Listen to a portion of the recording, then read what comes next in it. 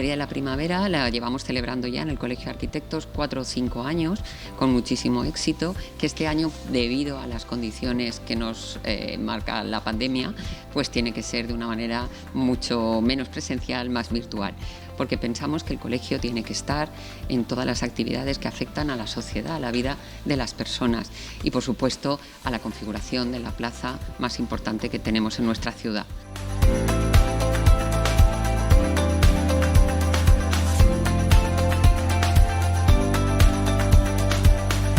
La plaza, bueno, había que hacer algo con ella y, bueno, pues yo creo que a todos un poco nos sorprendió no la peatonalización, que yo creo que es un hecho indiscutible, sino las formas de peatonalizarla, ¿no? La primavera pasada. Entonces, en la época del confinamiento, pues bueno, algunas personas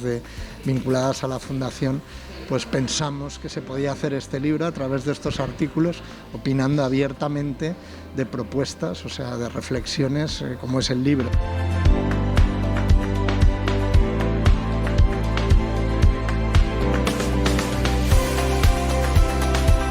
La principal intención del libro fue demostrar las distintas versiones que se puede hacer de una plaza tan importante como es la plaza del Ayuntamiento, fijándonos sobre todo en las miradas de profesionales, de gente que la pisa, la vive y la tiene que construir al fin y al cabo.